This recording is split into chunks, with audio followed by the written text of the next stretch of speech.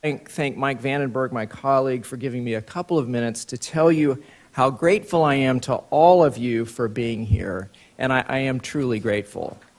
As you know, you are here to address the most pressing problem we face as a people and to brainstorm responses. As a law school, we are committed to doing what we can to build the intellectual foundation for private sector responses to climate change and to create opportunities like this one for difference makers from every segment of society to convene to problem solve. While we should all feel humbled about and concerned about the challenges that we face, I think we should also feel excited and hopeful about this workshop and some potential deliverables. The Behavioral Wedge workshop exemplifies many of the values that we hold dear at Vanderbilt Law School and at Vanderbilt University. These include a deep belief in the value of multidisciplinary or trans-institutional perspectives and a rejection of narrow disciplinary silos. A commitment to facts coupled with the recognition that facts alone are often insufficient to galvanize action. A rejection of ivory towerism, and indeed a firm belief that town and gown have much to teach and learn from one another. A recognition that no political party or ideology has a corner on the truth, and that we will devise better and more enduring solutions to societal challenges if we listen to each other rather than talk past or over one another. And finally, a commitment to the important role that private actors and private action can, and in the case of climate change, must, play to address public policy problems. So for making this workshop possible, I want to thank Ray Torres, who has literally made the workshop possible, Vanderbilt professors Jonathan Gilligan, David Hess, and George Hornberger for their support and collaboration with the law school, as well as their leadership of the Vanderbilt Institute for Energy and Environment and the Climate Change Research Network. And finally, I'd again like to thank all of you for devoting your time and your talents to working with us on this vital public policy issue. Now, will you please join me in welcoming Jonathan Gilligan and Mike Vandenberg.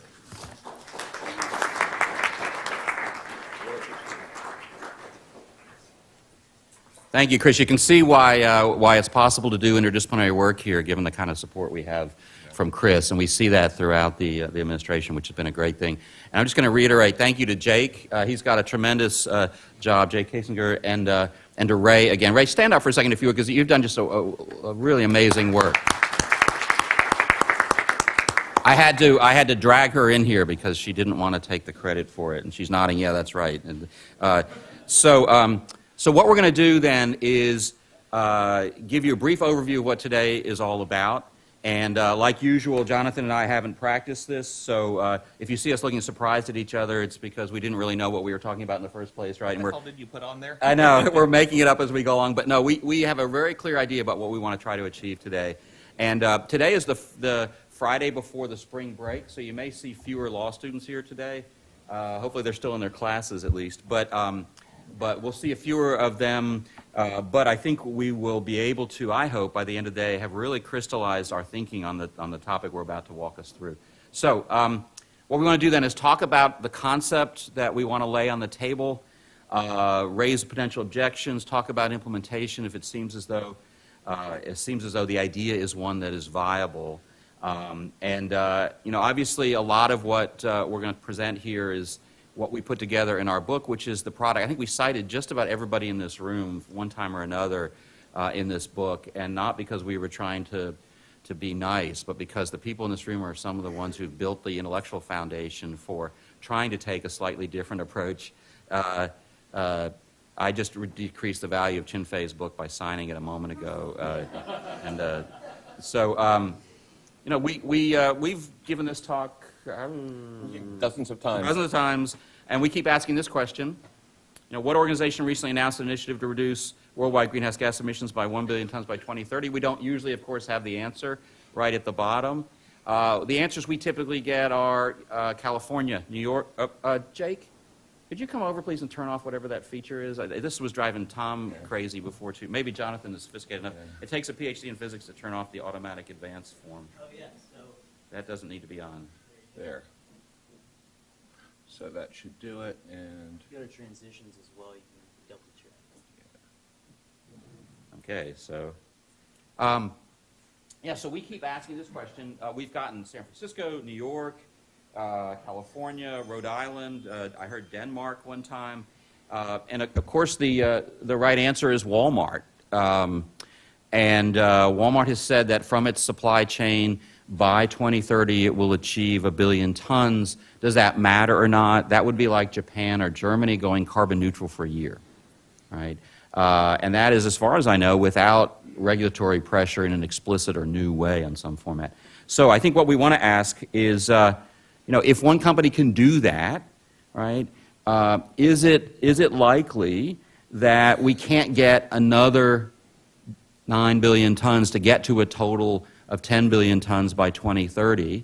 In our book, we proposed 1 billion tons a year over the next decade, and that was before we really knew very much about what Walmart had already done with one company. Now, admittedly, Walmart is massive, but essentially what we want to do today is think about, is it possible for us to develop the research agenda and the interface between academics and the policy world to figure out what an agenda might look like for achieving that total of 10 billion tons between here and 2030. And you were just saying you think that's a little bit of a modest goal, right? yeah, I mean, one of the things we found out is CDP has started releasing reports on general carbon chain emissions reduction, and they found that the 99 biggest corporate purchasers in 2017 achieved 550 million tons per year of emissions reductions from their suppliers, and that was really just going down roughly one tier.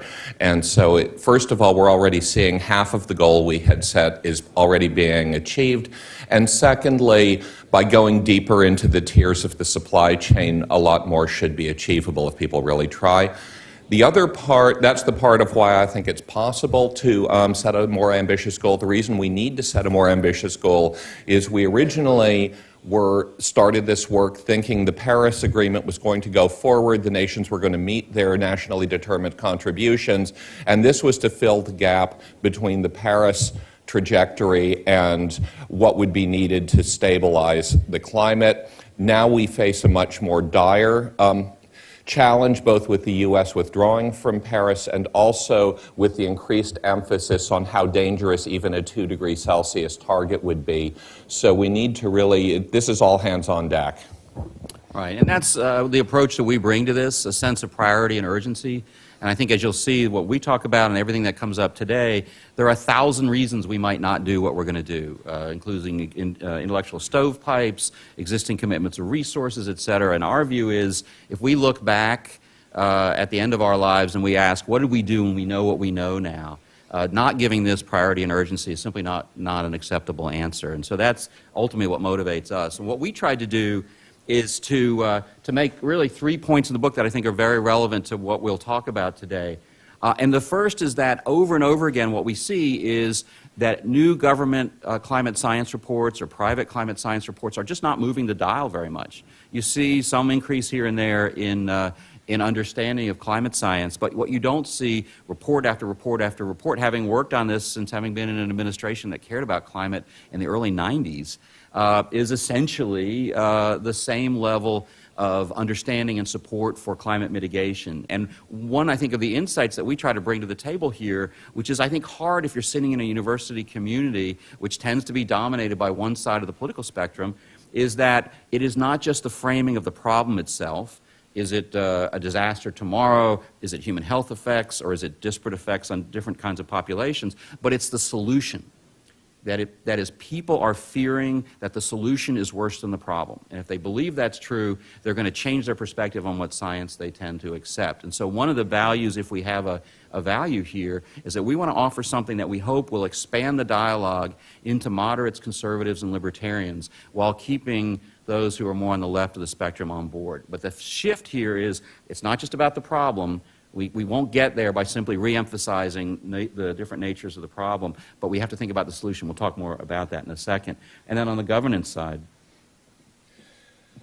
Yeah, so on the governance side, basically the traditional approach has been to look at governance in terms of what does a public government do, what does the federal, state, or local governments do, and we're saying that governance really can be conceived much more broadly to look at anyone, any institution or organization that has influence over others.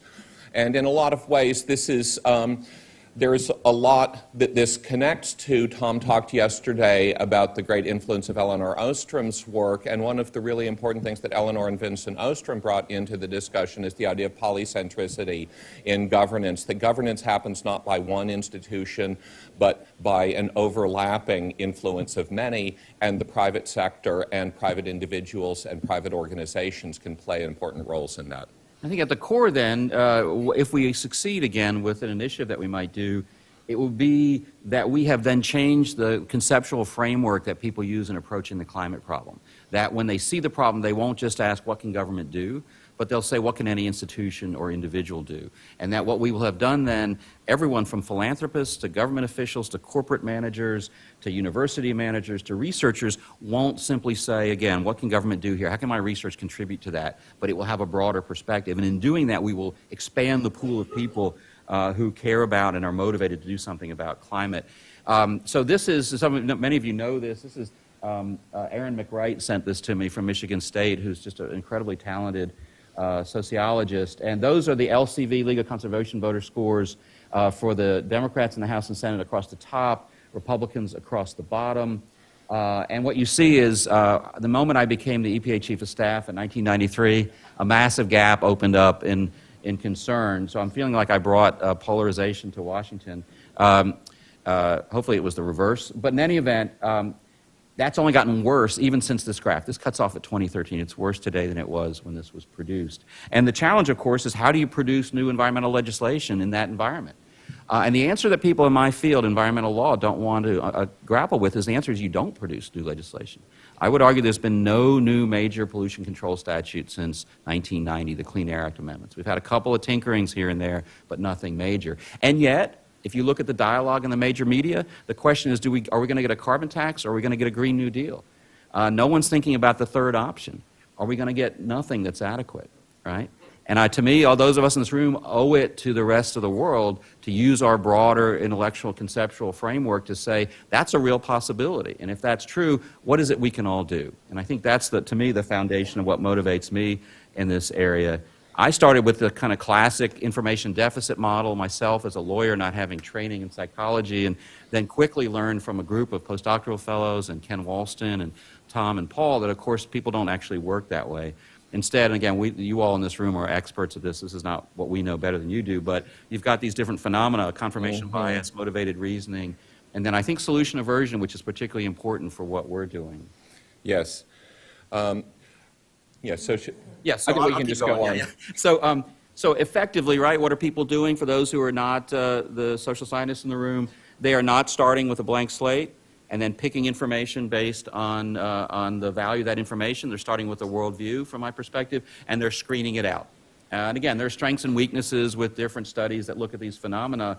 And to me, one of the most important is at the bottom, and I know that this is, there's only some limited work in this area, but I see this every single day when I interact with people. I live here in Tennessee. I'm often in groups of 100 or 200 people. I am literally the only person who thinks that anthropogenic climate change is happening, much less that we should do something about it, right? How does that happen? I think more than we would otherwise think and more than is easy to demonstrate, people are worried about something, the solution to the problem being worse than the problem itself, and then they go back and they screen out any information that might be inconsistent with that.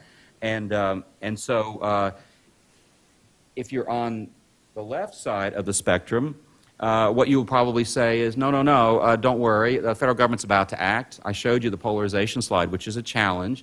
But my suggestion to you is anytime someone says, oh, the federal government is going to ask, just make sure that they have an answer to how it becomes a top priority among the party that runs the White House. Was it a top priority in the Clinton administration? Was it a top priority in the Obama administration? Right? When legislation hit the ground and health care and climate were against each other, which of the two did both those administrations opt for? Right? What does that tell you about what a new Democratic administration might do? Right? Even if you control the White House then, right, you need to control the House of Representatives. You need 60 votes in the Senate unless you're really magical at the way you structure how this gets done. You need 5 votes on the Supreme Court. Right? And then ultimately you need an agency that is willing to and able to implement it despite the litigation that will occur. And then lastly, what I worry about most perhaps is that what I think of as a Trojan horse problem, which is a paper that we're just starting to work through right now, which is that if I'm a legislator, I'm going to get a carbon tax proposal in 2021 or so, and it's going to have a $15 a ton carbon tax accelerating over time.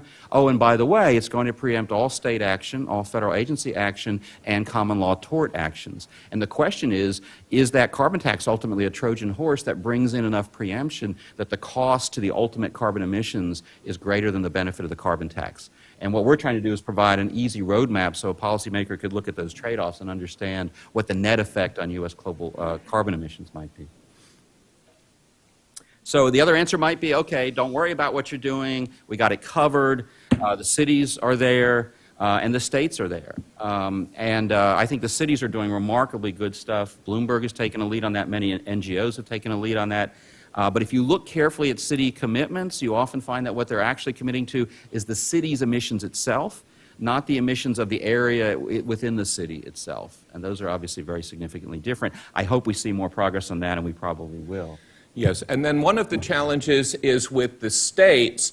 You have 20 states have set greenhouse gas emissions targets, but the states that are producing the bulk of the greenhouse gas emissions have not.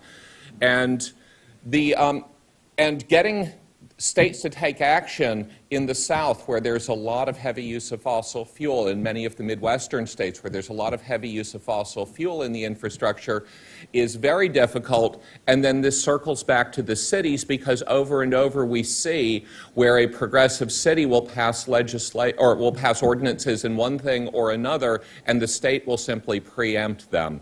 And there is no reason to expect this will not happen in the Southeast, where cities start taking leadership. We're actually having a program with the Environmental Law Institute later this month in D.C., and we're going to be celebrating a paper that's been looking at that phenomenon of state legislatures taking power away from local jurisdictions when they do things that are inconsistent with the state legislature's goals.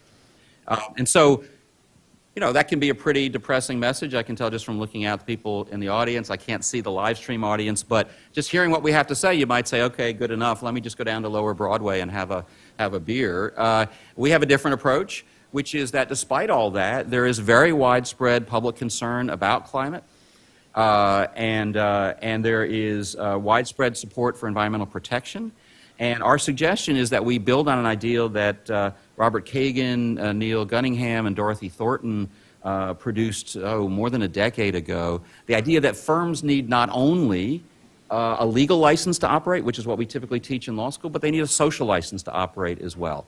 Right? That you can't open that next Walmart store unless the local community is supportive of the permits you need, et cetera. You can't go get financing unless the lenders and the securities firms are willing to loan the money to you or to buy your stock, et cetera. And so we can take that phenomenon, because it also applies to religious organizations, universities, hospitals, civic and cultural organizations, and say, how can we use those social license pressures to drive the kind of change that the legal license pressure might not be able to drive? And so over time, what have we seen? We've seen more and more of this kind of phenomenon occurring. What we're going to talk about here today is not some brand new thing that we need to make up by any means. We've seen more and more that the driver, the actor for change has gone from government to the private organizations.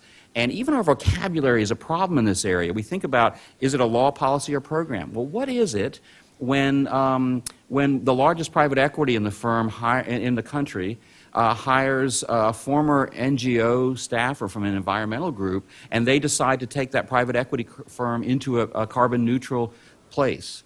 And then that firm then puts supply chain pressure on other firms and financial pressure on other firms to reduce their carbon footprint. is that a law or a policy or program? What is that, right? And we use the generic term initiative, and we would acknowledge it's a clunky term. I think it's an indication of the limited conceptual framework that we all work in, that there isn't a term for what we're dealing with that is specific to it. Examples of how successful this has been, the Marine Stewardship Council now regulates, this is actually an old number, it's over 10% of all the fish caught for human consumption in the world comes with a certification from the Marine Stewardship Council.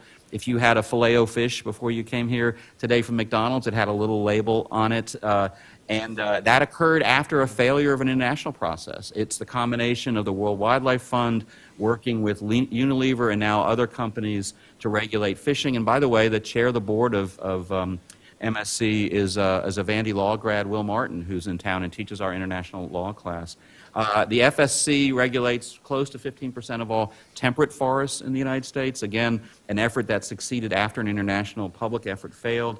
I did a study several years back that found that more than half of all of the largest firms in 8 of the largest industrial sectors in the world impose supply chain contract requirements on their suppliers in the environmental area, even though there is no legal requirement that they do so. And frankly, many of them are not exposed on a retail level either.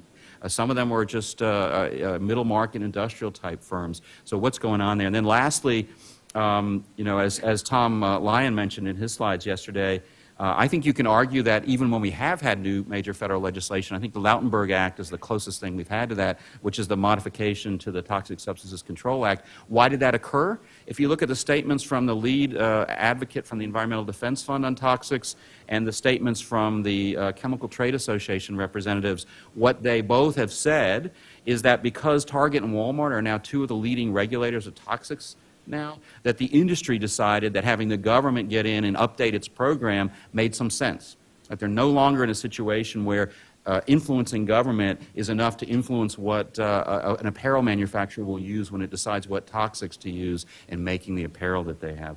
And in fact, one of the commentators said that Target and Walmart are now the leading regulators of toxics in the U.S., which might be a little bit of an overstatement, but a sense. So yes, and another piece of this is also that there's a lot of interactions between private and public governance. And one thing we're seeing in the Southeast, where there has been a lot of resistance by the states to move in a more environmentally active direction on the energy supply and so forth. It's pressure from large corporations, the big information technology companies who demand 100% renewable power for their data centers has been a real force in reforming utility regulation to open up the grid to more renewable energy. And so this is a place where it's not private governance or public governance, but looking at the positive interactions between both.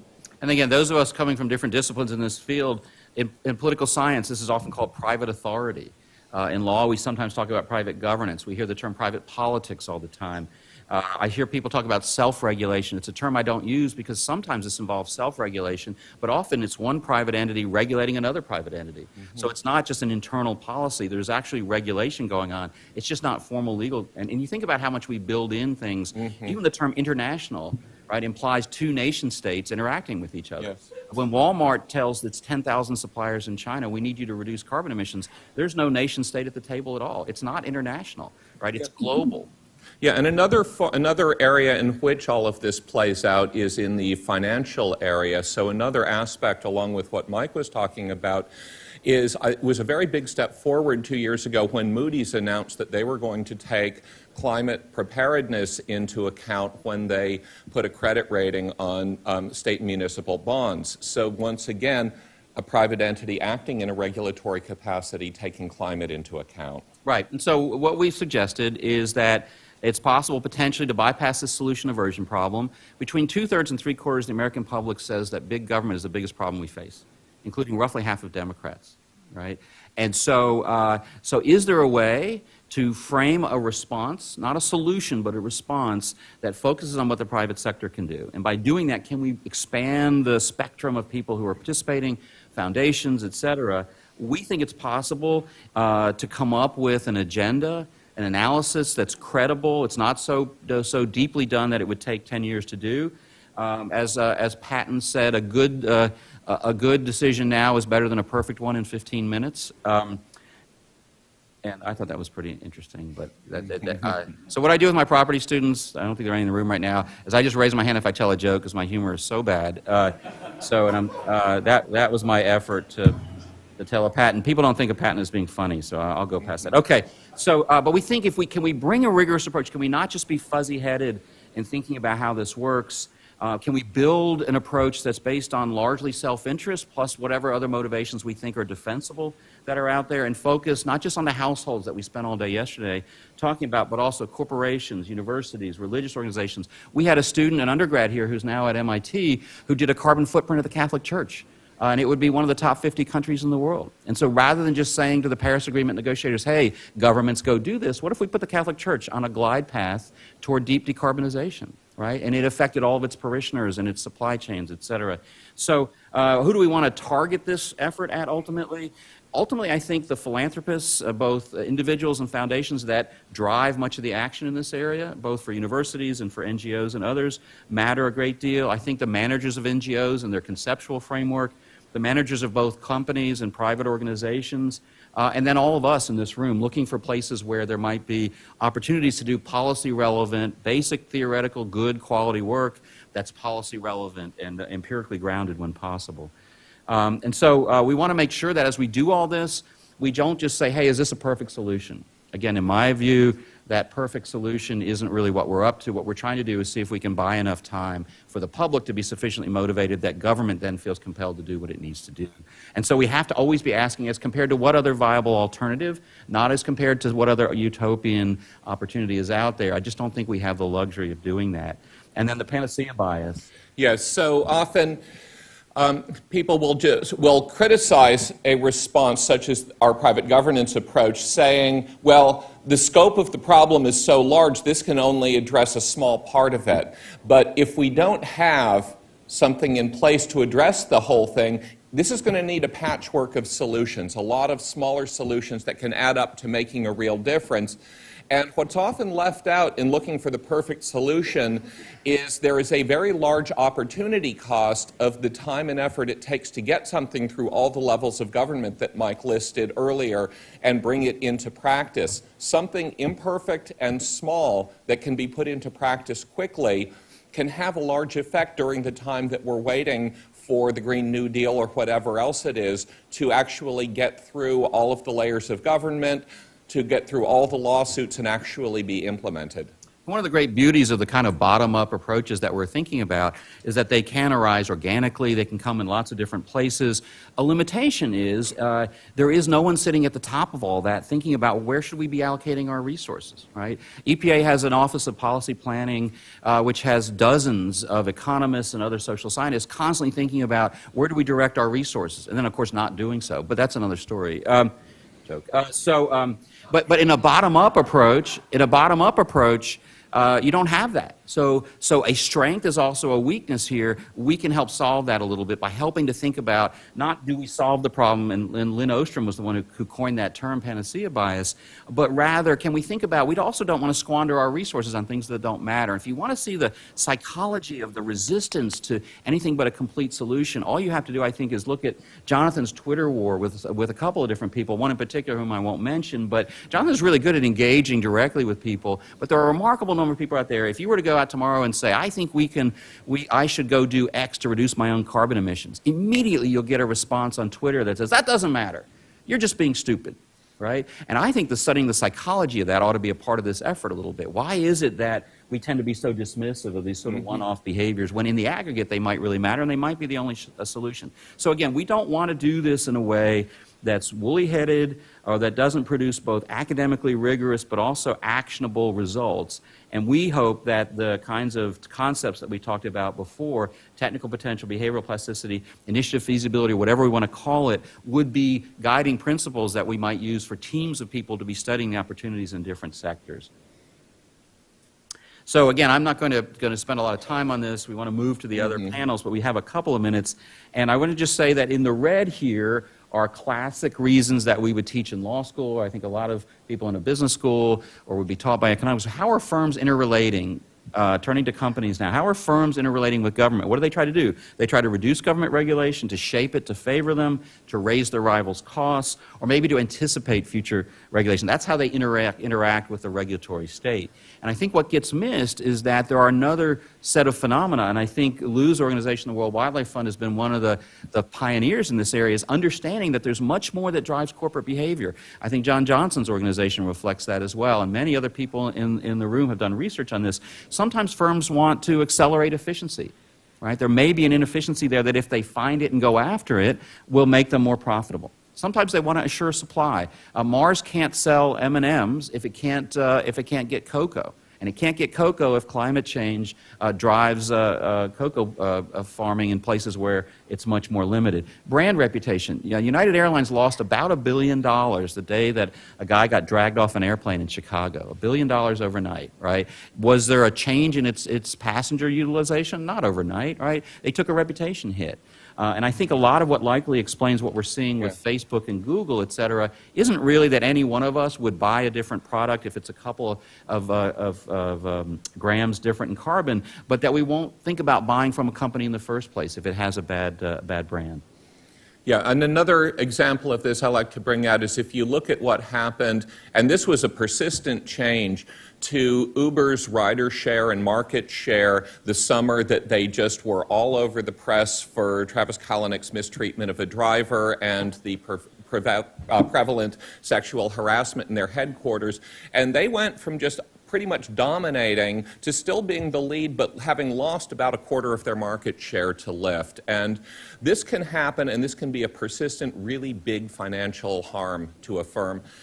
And so the key is, again, a lot of people have been dismissing this, saying customers won't spend a lot more to buy the greenest product, customers won't spend a lot more to buy from the firm with this most sterling reputation, but it's rather the customers will go out of their way to avoid a firm that's seen as a pariah. And so what companies are going to do is they want to avoid looking like they're one of the worst. That's right. And retail customers matter too, obviously. And a number of us here have done research on that. I think labeling actually offers more opportunities than we think it does, not because it changes consumer behavior, but it changes the choice set that companies offer to consumers. I think that's likely the most powerful effect of labeling, but that's a longer conversation. Corporate supply chains are becoming just a huge piece of the puzzle, and as we heard yesterday, requiring companies to report Scope 3 emissions might be a way to create incentives to really spread supply chain contracting requirements related to climate very broadly. Some of the largest investors in the world now are not just divesting, but are trying to push the owners of the companies whose equities they hold to try to reduce their carbon footprint. And we're seeing that all the way, starting with Blackstone, which is the largest institutional investor in the world. Yeah, and also with what's interesting is we're starting to see some real dialogue about what fiduciary responsibilities are for pension funds and so forth. Europe, I think, is well ahead of us on this, but even in the U.S., in private conversations, people running some big pension funds talk about their fiduciary responsibilities not just being the financial return on the investment, but also being how are their investments going to be affecting the quality of life for the retirees for whom they are stewarding this money. And if you enjoy irony, there's a paper circulating out there that suggests that labor unions' greatest effect now is not collective bargaining, but it's the choices that their pension funds make. So they're working through the financial system to influence behavior as much as through to collective bargaining. Lenders, more than 90% of all of the funding that goes into project finance funding around the world is by banks that are committed to the Equator Principles, which require a NEPA-like analysis when you make a new bridge or a power plant or something in a country, even if there is no formal legal requirement to do so. I was on a panel in D.C. Just last fall, where the head of environment for a major high-tech company said it's really employee morale that drives much of what we do, that we can't recruit the best students. He didn't say Vanderbilt at the time, he missed that. But we can't reduce the best students, or we can't produce the best students, get them in, and we need them. We rely on them unless we have a good reputation. And then something that some of us have tried to study is very hard to study, but I think manager norms and leadership to catalyze change is incredibly important. I think when you see change at a Walmart or other places, you often see a whole range of these other incentives, and then some actor, sometimes it's way down in low in the bureaucracy, and sometimes it's right near the top that someone clicks and they start driving change. And that, I think, often causes a cascade. And we need to think about that, from my view, as we think about an initiative like this. Okay, so why is this a possibility? You know, there are enormous numbers of market failures out there. And again, to deal with efficient markets theorists, our point is not that they wouldn't at some point in the future be driven out in the pure market that we might have out there, but rather that we can accelerate the reduction in inefficiency. So we can accelerate the driving out of the market of market failures. We see this everything from an airline that never provided data to its pilots about fuel economy, to a company that was buying potatoes by the pound, and therefore the farmers were digging them when they were wet, and then they had to ship and transport heavy potatoes, which were then stored in humidified warehouses so the farmer could make more money, which then contributed a lot of the carbon footprint of the company. We see these kinds of inefficiencies in a lot of different places, and that provides an opportunity, even if government isn't going to demand change, for all of us to find ways to provoke change, to help a company find that, and then to provide that little extra motivation to get over the unobserved cost that might exist that would be a barrier anyway. And then we have behavioral failures. Yeah, so, and I'm going to pick that one up. Yeah. So, for example, we did the research, Amanda did this one, where, you know, what is it, 3.5 minutes is how long the average American thinks you should idle your car if what you want to do is save gas.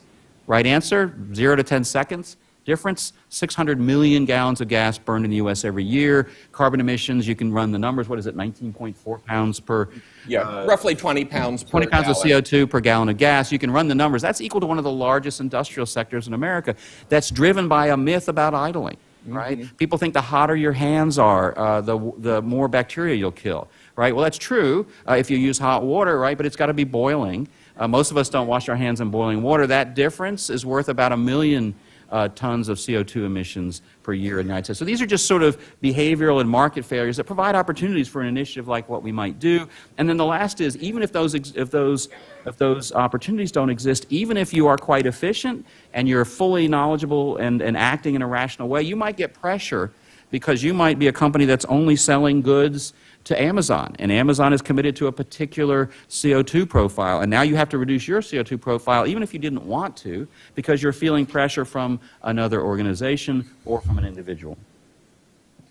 So, you know, the efficiency Yes, gap. right. So one of, you know, this is famous, you know, chart that both shows opportunities potentially for emissions reductions at negative cost, and basically says that we could achieve an enormous amount, roughly 8 billion tons per year of carbon dioxide emissions for negative net cost, a lot more at modest cost. But some challenges here are then, why haven't these gaps been filled already by profit-seeking firms? There's a lot of challenge in working with McKinsey because they publish this, but there is almost nothing about their methodology or the underlying sources of data, and they're very unresponsive for questions about that. So we try to come in and fill in both some of the sort of more rigorous foundation for these, and then understanding why these gaps exist. A lot of economists assume that if there is this potential to reduce emissions, there must be hidden costs that actually mean it would be costly to fill in this gap, to take advantage of this. But over and over, we find case studies of firms that don't find an opportunity to save a lot of money when they cut their pollution emissions until they start looking at it for environmental reasons. It's as though there's a blind spot or an assumption that anything that reduces emissions must be costly, so it's not worth looking for them. And from my perspective, we don't need to have a religious debate about whether economists are right or engineers are right about the efficiency gap. And given the urgency of this problem, the point shouldn't be there must be unobserved costs, but rather what can the private sector do to push companies and organizations, universities, et cetera, to overcome those unobserved costs, right? To find places where there might be a positive economic outcome, but there may be some internal reasons why we haven't achieved that efficiency. That might be a theme of what we try to do, is to go find where those unobserved costs are that are vulnerable to an initiative that involves supply chains, reputation pressure, et cetera.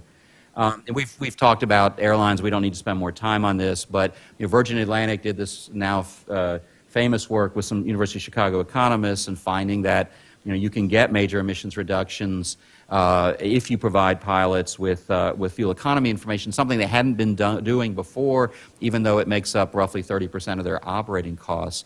And again, a potential for an initiative like this is, were there unobserved costs there that prevented them from doing this beforehand? Once they did address this, did they actually get the gains they wanted to get? And what is going on with other airlines, with UPS and FedEx, et cetera? Maybe that there are enough initiatives out there that this opportunity doesn't exist, but I haven't seen an effort that goes systematically trying to see whether those kinds of abilities to extend from one leader in a firm to others might be possible. Another example is Maersk, the largest shipping company in the world, headquartered in Denmark, has committed to being carbon neutral by 2050. How could that commitment, how did that occur? Could that be spread to others in the sector? How would we use supply chain pressure and investor pressure and lender pressure to make that happen? And what would that do from a technical potential perspective?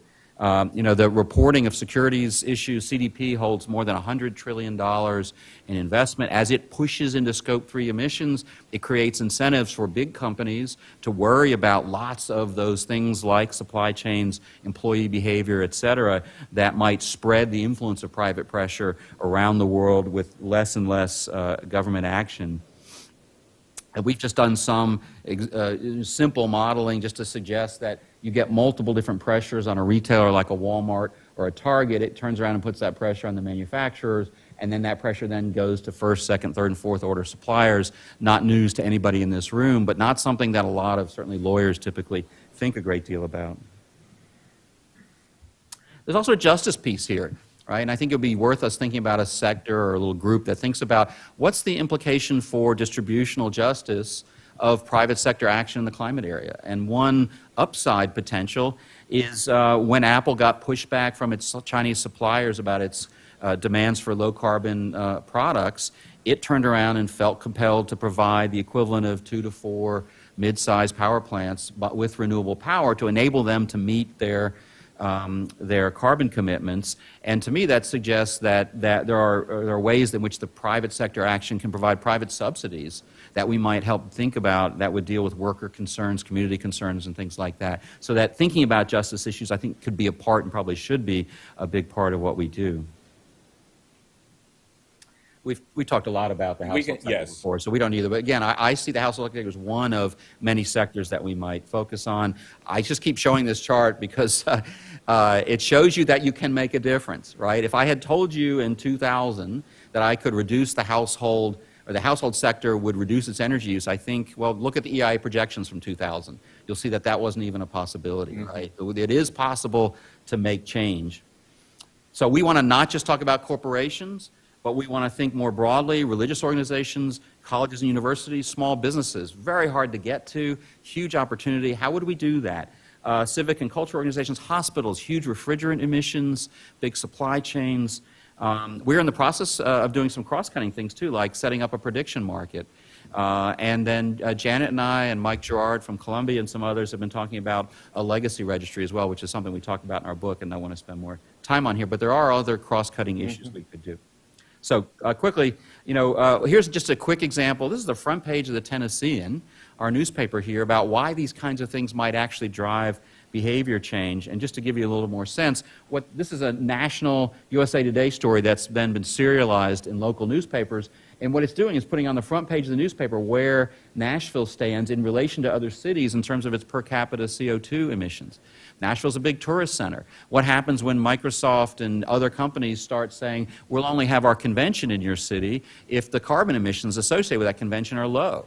Right? Now, all of a sudden, we need to compete based on our carbon footprint with other cities. Just a quick example of how these kind of things can drive other industrial and non-industrial sectors.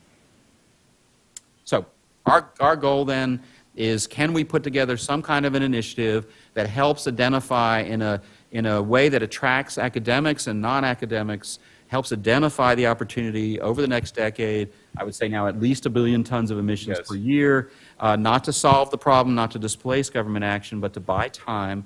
And what would that look like and who would the audience be? We've sort of, I'm going to throw, from here on out, just throw out a really quick thought, but this is just a first idea. And what we want to do is end the day with your truly rigorous, don't be nice to us. We've assembled a group of people who are, I think, instinctively pretty nice, but it doesn't help us to walk away from here if everyone later on goes, oh, it was sort of neat, but kind of goofy, or, well, you can never do this. So we really want to hear during the course of the day which parts of this seem like they might work, which not, et cetera, because we're taking this seriously. We'd like to leave the day with an idea about where this might go. Our thought going in is that we might get interdisciplinary teams that would include academics from law and social behavioral science, some natural science and engineering, with a business or an NGO expert, maybe sector by sector, that it would be something that would be attractive to participants because we would produce either a peer-reviewed or legal product that maybe the Environmental Law Institute would assemble that into a book. And so there's a product there as well, like they did with John Dirnbach and Mike Gerard's Deep Decarb project. And it's also an opportunity for service, a chance to give back, and we have no idea where the money would come from for that. We would think that maybe the national academies might play a role with ELI and Vanderbilt and other institutions at doing a series of multi-stakeholder workshops so the information doesn't just go out there and die in electronic or paper form, but we actually get interaction with funders and NGOs and corporations and others, and that we try to widely spread, as I mentioned, the work product. Participants, you can see, I think it would take all of these different organizations and maybe others that we haven't even thought of. Let's just put some concerns on the table really quickly and we'll wrap up. Is the efficiency gap big enough? Is there really this big of an opportunity out there? Or is it small because the unobserved costs are real and ones that we can't overcome? That's a possibility. My instinct is that's not true, that we've been hearing that forever, and yet you see Walmart doing what it's doing, and Virgin Atlantic doing, et cetera, but we don't know. Again, if there are lots of these unobserved costs, are they the type that we can overcome on some level?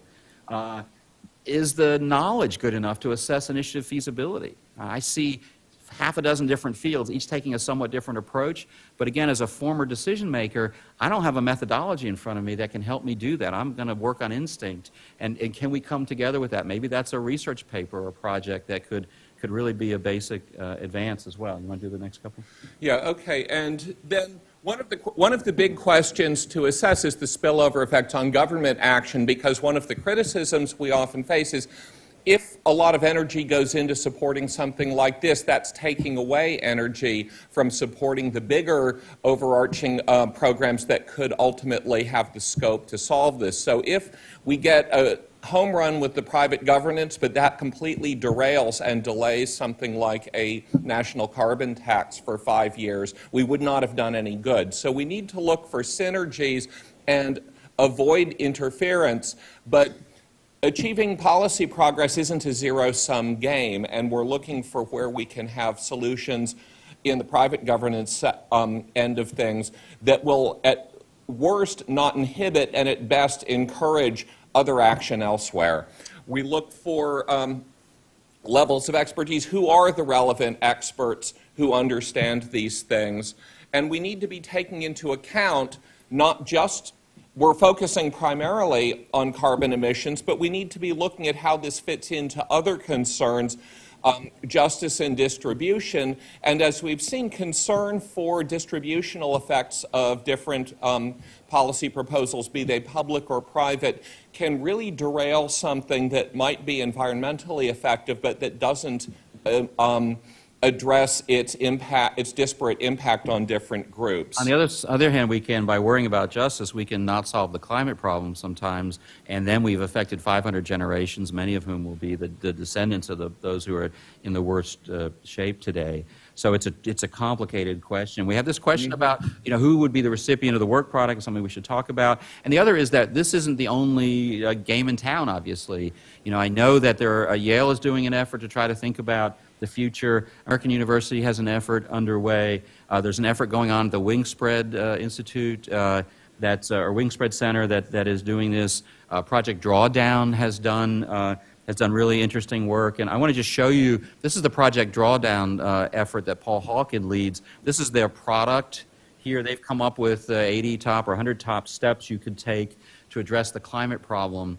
And they've tried to come up with a quantification of what the opportunity is. I would say that the difference in my own mind between what they've already done and what we're thinking about is this doesn't at least explicitly account for initiative feasibility or policy plasticity. So as you look at it, you'll see a mixture of things that could happen right away and could happen because there is intrinsic motivation. For example, to reducing refrigerant emissions is number one on this list.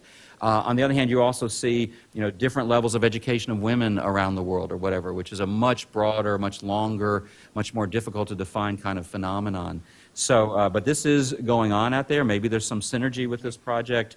It's not something we've explored yet, but it gives you a sense of one of the other efforts that's already underway out there. And so when we have I've talked to this heads of several environmental groups. One answer I get that's a concern I'd like us to think about a little bit today is, I'm worried, yeah, this all makes sense, I think this could be good, but I'm worried that my funders will come to me and say, you got the same amount of money, but now I want you to do this. So that we'll cannibalize existing projects for this rather than adding new funding to it. My hope would be that we could bring some more funders to the table or expand the amount they're willing to give. But if they don't, that's a real challenge. Bandwidth we hear a lot too. I'm already doing 20 projects. I can't do 5 more even if they're high priority.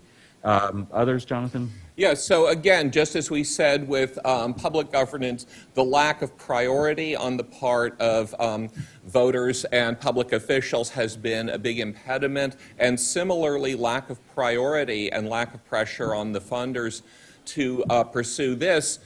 It's simply, yeah, we'll get around to it someday, but it's number 13 on the list. And as you can see, I've duplicated my, my other slide 2 more times here, so that'll save us a little bit of time here. Where might we go with this? We might try to go in terms of supporting whatever effort we do. There is a version of this that could be done at very, very low cost, probably will have less impact. If we can't find funding, I'm good with doing that. It would just involve producing 1 or 2 workshops, volunteer teams, and potentially publishing a book with ELI, and I think we could do that at quite low cost. I think we want to have a bigger impact. We need to either go out to existing institutional funders, existing funders of climate issues, maybe individual philanthropists or family offices. And then a big hope of mine is that we're not going to cannibalize existing funding, that by focusing on the private sector, that there might be individual philanthropists and foundations that are otherwise outside the game because they don't like the idea of working on climate issues if the product is more government action. But what they want to do is solve the problem. They're not willing to ignore the problem, but they're uncomfortable with a solution that involves an outcome they're not happy with. And my hope would be that we might get more funders in the game because of that. So here are our panels, right? Tom is going to moderate the first one. We're going to focus on sort of testing these ideas, and we want to hear from all of you who will be participating. What are you doing that's relevant to this already? What's your initiative out? And can you react to some of the things we've talked about? We've got just fantastic panels here. And then Mike Lesnick from the Meridian Institute is here. He's going to moderate the next panel, and again, just a terrific group of people with insights from a lot of different perspectives. Then we run out and okay, I put the wrong one there, I'm sorry. Then we run out and get lunch. And after lunch, what we do is we have a panel that includes more, from my perspective, the people who are bringing an institutional perspective that might actually manage this on some level. Toby from the NAS, Jay Pendergrass from ELI, and some others. And again, just a terrific group. And then we're going to wrap up right around 2 o'clock. And we're going to try to hold to that because I know some people have flights, et cetera. And we can continue conversations by email and phone, et cetera, afterwards. So that's the plan for today. And let's get going with Tom's panel.